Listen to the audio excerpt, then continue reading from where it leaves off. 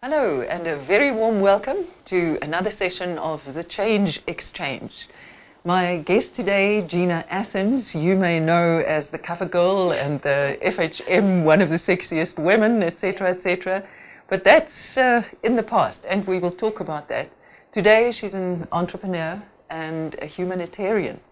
But let's just go back a bit. I mean, as I said, that international face, etc.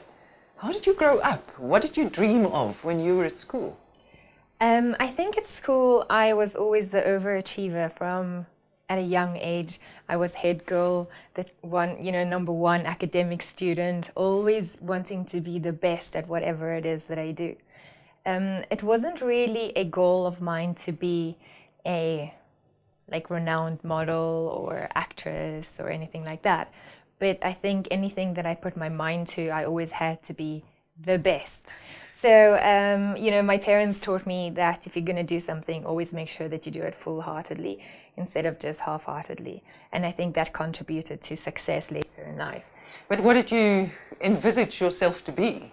I wanted to be a role model. That was my, and I think with whatever I've done, even today, I always want to be able to be someone that people look up to and say, wow, she's made a difference.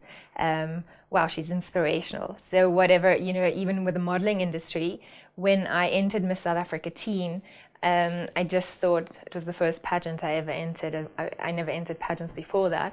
When I won, I kind of thought, oh my word, this is an amazing platform. I can do so much.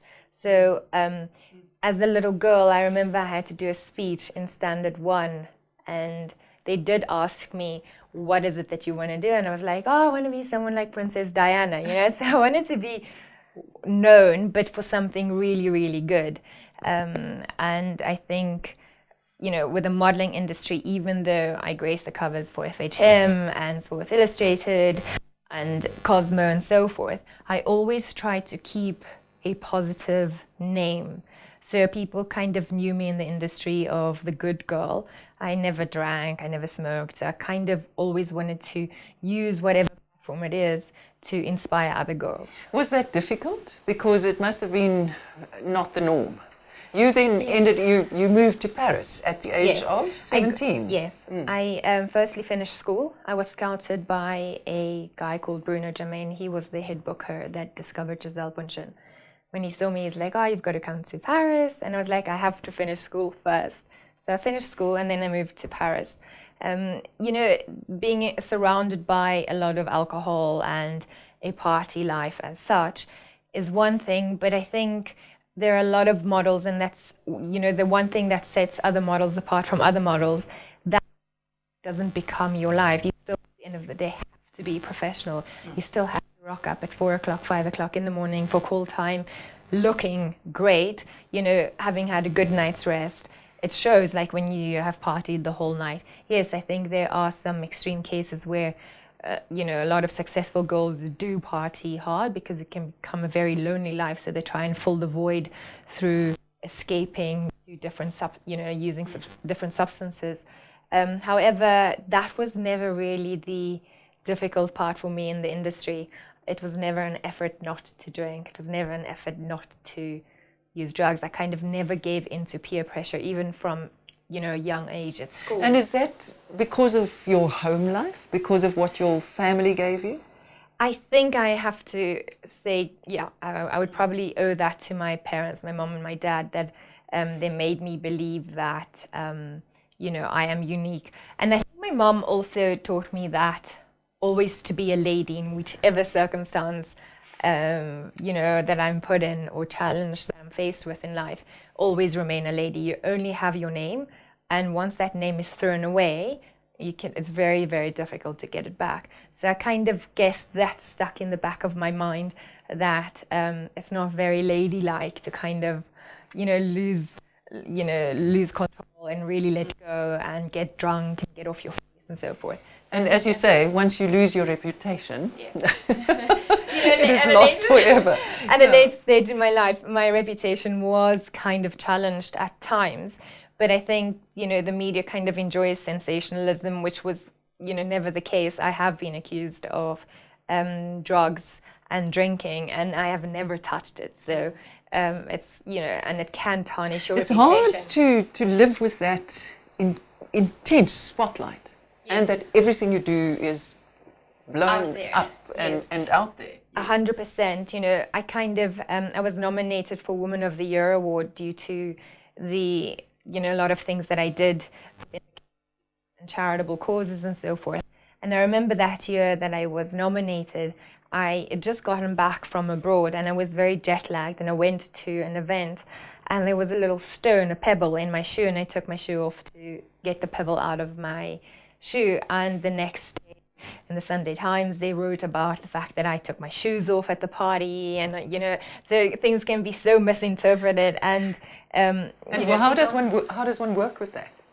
I think the only thing when you challenged with something like that is not to engage, because I have consulted with a legal team in the past with things like that, and I always think it's just adding fuel to fire. And I think if you have an evolved mindset, and I would like to think of myself with an evolved mindset, you know, when you challenged, I do believe that there's equal support elsewhere. So I don't get misled or distracted by being challenged by what people say and so forth. I personally don't have anything to prove to myself. So when people challenge me or say something like that, I don't really get involved. I don't, it's okay. If they challenge me, if they are putting me down, I know somewhere else people are going to put me off. So it's okay. You then came back to South Africa, and did you then step out of modeling, or was that a more gradual? No, so my career was actually in a few spikes, and I actually think it's actually a very good thing, because you have to be a rare commodity in life if you want to build a brand. If you go everywhere, you know, people don't really enjoy that commodity that's always there everywhere. Yes, you're nice. It's nice to see you everywhere, but you don't become that rare commodity where people really value when you do step out, and if you arrive and you attend some event or whatever celebration it is. It wasn't a gradual, I peaked in my career, and then I fell in love with my then husband, and I got married. And during my marriage, you were barely 20. Yeah, I met my husband my ex-husband at age 18, and we were just friends. And then just before I turned 20, he was, you know, like, why don't we make this official? And then when I got engaged and got married, I stepped out of the modeling industry. It was obviously not the ideal thing, but my personality is that I'm that girl that when I fall in love completely. Back then. Now it's a little bit different, because I've grown up and I've learned so much in life and in relationships. But back then, he became my everything. So, you know, career kind of took a backseat. So would you approach it differently now? 100%, yes. In what way? I'm still a diehard romantic. Like, I don't want to be that pessimist, but I have become a realist. So I think in today's society, specifically where the world is going with the digital age, people are becoming so much more disconnected with the world, and we try to escape feelings instead of sitting with feelings and really going through the pains and so forth. So in life, in a relationship, it can never just be beautiful. It can never just be easy, and it can never just be happy. I would even go as far as, if you think that a relationship is just going to be smooth sailing, it's quite a delusional way of thinking regarding relationships. So nowadays, because everything at a touch of a button, you can quickly get instant gratification, quickly get recognition. There's temptation here. It's so easy. Boundaries are being crossed, lines are blurred. So, you know, I think what's really important regarding a relationship is to keep your own individuality. And when that person becomes your own world, it's a beautiful thing. Enjoy it, but still have that realistic approach that anything can happen. You know, I think it's... I need a life separate from him. Yes. And that actually also contributes to a successful relationship because you can grow together. He becomes a part of your world and you become a part of his world, and you don't become each other's world. Because... But it must have been incredibly hard for you at that young age to then go through a very hurtful process leading to divorce. Yes, that was probably one of my most traumatic experiences in my life, specifically because he became my absolute world, and I obviously was also always very conscious of my name, so I was very fearful of being that girl that's a divorcee at such a young age, and I was in the limelight. So although I never entertained or spoke out about the intimate details of what went wrong in the relationship, and I never will because it's not what it's about, but it was very, very, very challenging. I did become quite depressed afterwards, just because I had this expectation of my life where I wanted it to be, and you kind of go, oh my word, my life is, you know, that completely failed, and I was such a perfectionist before and so strict on myself, you know, everything that I wanted to do, I had to be the best at it, and I failed at this. So, and also something that was very challenging was the fact that it was so out there, you know, and now everybody saw this girl, she's, you know, going through a divorce. A lot of people that became my friends stepped away afterwards. So it was a very interesting time throughout my life, and very lonely. What about trust? Because you had trusted so completely. And then you were really hurt. Do you know, I would probably say one of the things that, one of the, I guess, negative things that came from that, maybe it does, I'm sure it serves me in a positive way somehow, but I don't trust easily, even to this day, not at all. I kind of have a little bit in the back of my mind that you're on your own, which is not ideal, it's not great, but it's serving me in a beautiful way today, because I've built my own life. I'm 100% independent. I can go and, you know, come as I please. I don't, you know, have that feeling of I need someone to make me happy. I am happy in who I am today and very content. When someone enters my life, and if I choose to be with them, it's going to be for 100% the right reasons. So yeah, it was a challenging time, but I think also something that I always tell other girls when they ask me about that experience, you know, so often we get so cooped up in the idea of marriage and the wedding, and you want to, you know, put it out there, an amazing wedding and so forth. It's really not about the wedding. It's really about the marriage. Really invest in the marriage and not the flippin' wedding. When you then came back to South Africa, you started your own PR company. And you've said to me that that experience of actually starting something, putting your money into it, etc., was quite intense. Yes. So after my marriage not working out, I decided to come back to South Africa. I moved to Cape Town, and in the beginning, that immediately after I moved back, I ended up doing some modeling just because it was a very lucrative industry. But I always knew that I don't want to be that girl that is a model till like 40. Nothing wrong with it. It's just I didn't want to be that, and I wanted to reinvent myself as an individual. Obviously, I'd been through a challenging time. So for the interim, I decided to do some modeling, use it as a business, and invest my money. And I've always had that entrepreneurial spirit. So the money that I made, I invested in property. And I was also thinking, okay, what am I going to do? So I started a public relations company, which I really enjoyed because I really enjoy building brands, telling a story through a brand or whatever it is. And I started the public relations company, and it went well. But I always had in the back of my mind that, you know, we kind of inject society's standards and opinions into our lives, and we put ourselves into a pitfall. And I felt quite insecure, the fact that I never had that master's degree after school. Instead, I went and traveled the world, and it was amazing. But I had that insecurity. So you didn't have a certificate. Exactly. You know, that specific certificate that we all kind of compare ourselves to at some stage in our lives. So I decided to go to London. I enrolled to do a postgrad certificate in business and finance. I did that and I really enjoyed it. And I did really well at it. So it's, okay, I've done this and it's amazing. However, if I look back, it did not really teach me anything. I think studying can really contribute to disciplining your mind into a certain way of thinking, and also finishing certain things, working towards a certain goal. And I'm not saying don't go and study. If you have an opportunity to go and study, definitely go and study. Education is amazing. However, it does not define you. If you want to be an entrepreneur, you have that spirit, and there are so many ways of learning and implementing what you've learned through different avenues and so forth. So the public relations company was great lesson. I think you have to fail at many things before you kind of find your niche in life.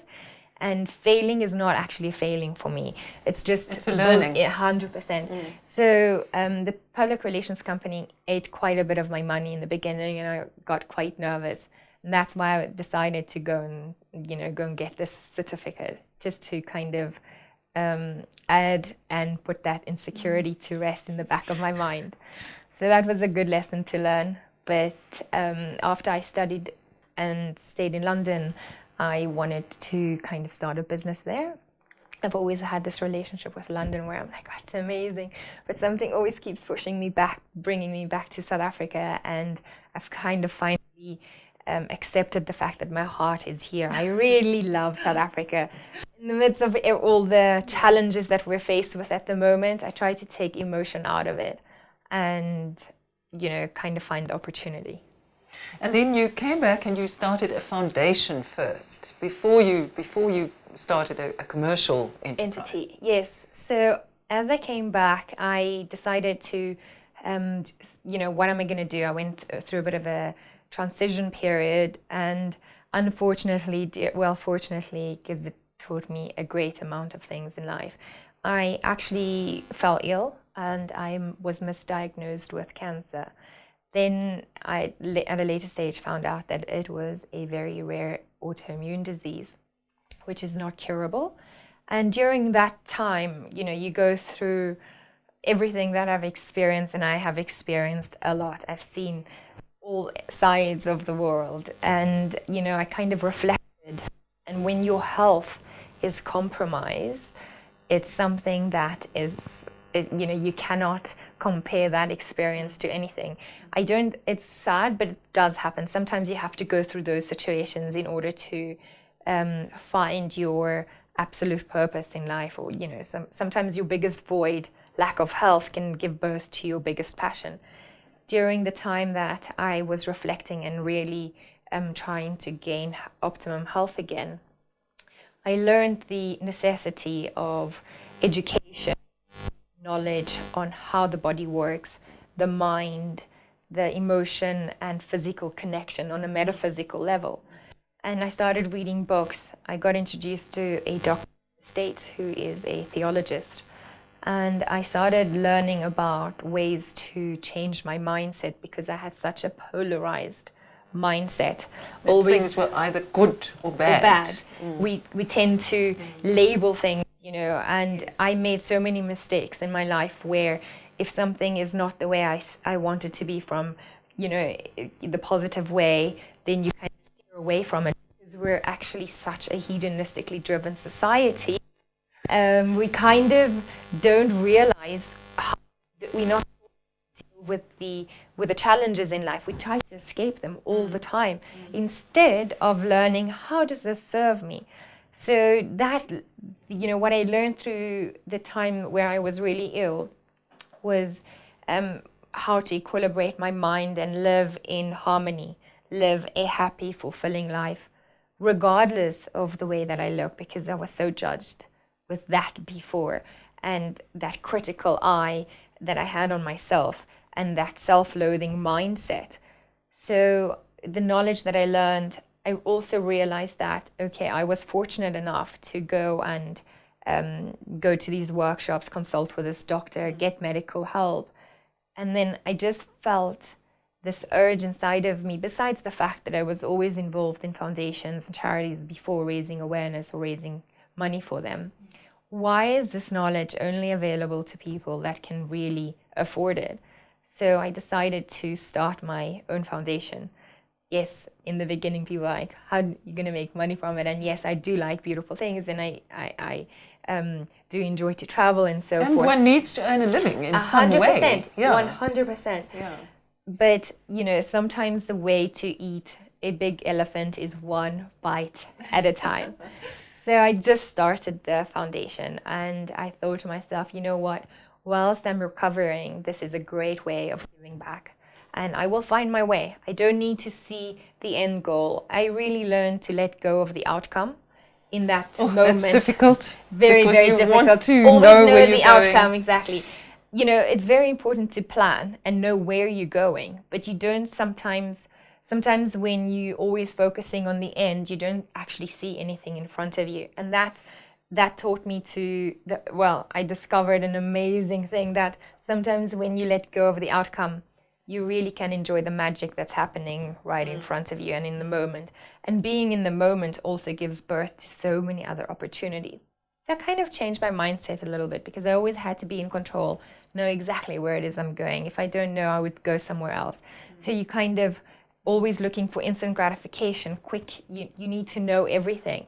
And delayed gratification is such a beautiful thing. It's difficult, super difficult. I have to remind myself often to kind of, Rome was not built overnight. It's an amazing place, one of my favorite cities in the world. But to build something amazing takes a very, very long time. But so you have now also started a company. Yes. So after the foundation, I learned that, it's not going to work to just work and work and work and work really hard and not be rewarded financially. It's also very important to be financially independent. So through one of the projects that I was doing with young girls, a gentleman from a company called Nutriwell, who is now my partner, assisted with a project. They sponsored some food packages, it's boxes with 70 meals. It's a phenomenal product. And that way we started, I saw the product and he approached me and we started engaging in, possible opportunities in the future. And now we partners in the business and we are making a phenomenal difference in the lives of South Africans. So where do you want to take this? One day I would like to list it on the JSE. So I have big dreams. I want to eventually be 40s under 40s, that list of being a phenomenally influential woman here in South Africa and on the African continent. I just got back from Malawi. I saw the Department of Health. So, my vision is really, I think there are amazing companies out there, but we lack companies that are socially conscious, really making a difference. And I have really found my purpose, I should say. I've always enjoyed being that inspirational role model, or whatever it is that you want to call it, making a difference, inspiring other people and changing lives around me in whichever way it is that I can. But I have found a way to also be rewarded. So I have the foundation and we have Nutriwell. If there are, communities that cannot actually afford the product, I can get sponsors through the foundation. So the foundation is still going because that's what I want to be remembered for, my legacy one day. And with Nutriwell, we are engaging with various, private and government with, like getting the product into schools, hospitals and so forth, because there's such... It's pre-packaged nutritious meals. Yes. So at the moment, there is 624 million children in the world between the age 1 to 7. 45% of deaths in those children is due to malnourishment.